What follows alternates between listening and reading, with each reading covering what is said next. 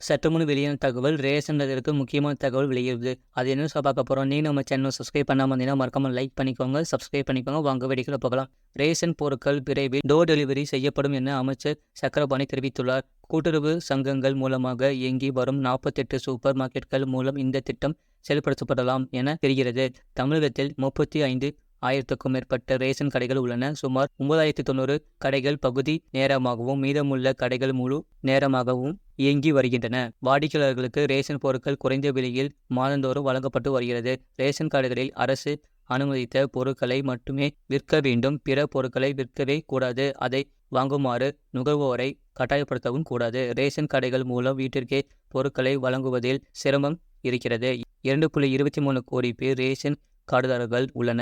அவர்களது வீடுகளே சென்று பொருட்களை வழங்குவது தொடர்பான பரிசீலனை செய்த அடுத்த கட்ட நடவடிக்கை எடுக்கப்படும். அதே நேரத்தில் உடல் ரீதியாக சிரமப்படுத்துபவர்களுக்கு ரேஷன் பொருட்கள் கொண்டு போய் கொடுக்கப்படுகின்றன. ரேஷன் கடை மூலம் ரேஷன் கார்டுதாரர்களுக்கு அரிசி, துவரம்பருப்பு, சர்க்கரை, மண்ணெண்ணெய், பாமாயில் உள்ளிட்டவை வழங்கப்படுகின்றன.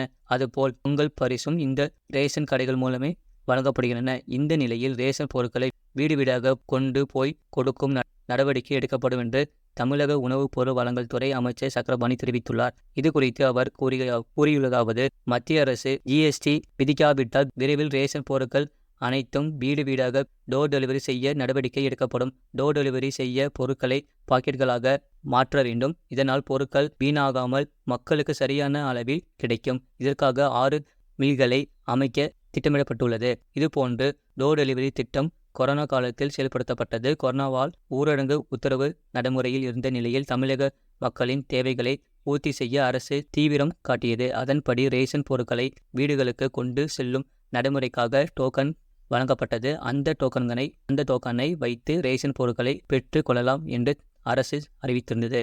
கொரோனா தொற்று நோய் என அறிவிக்கப்பட்டதால் நோய் தொற்று ஏற்படாத வண்ணம் ரேஷன் பொருட்கள் பாதுகாப்பாக வழங்கப்பட்டது.